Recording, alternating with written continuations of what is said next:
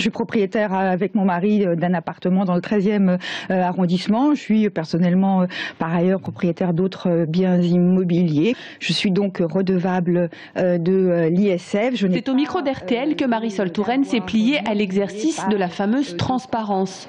Une annonce qui n'a pas fait grand bruit à Montbazon. Le patrimoine de la ministre, même ici dans son fief, ne fait pas partie des préoccupations. Ils s'en fichent un peu de son patrimoine. Voilà, je pense qu'ils attendent plutôt des choses concrètes au gouvernement plutôt que de savoir ce que les gens ont en leur possession et si c'est gagné honnêtement ou pas.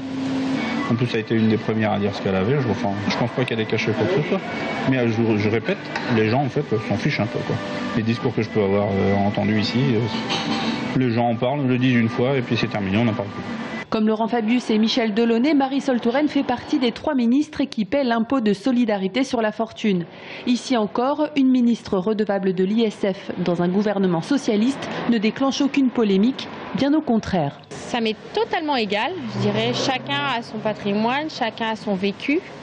Et puis, je pense qu'il y a d'autres choses à faire que de parler de ça. Non, ça ne me gêne pas. Au contraire, plus de gens paieront l'impôt sur la fortune, mieux ce sera. C'est toujours des impôts qui rentrent pour l'État, donc ça remplit un peu les caisses.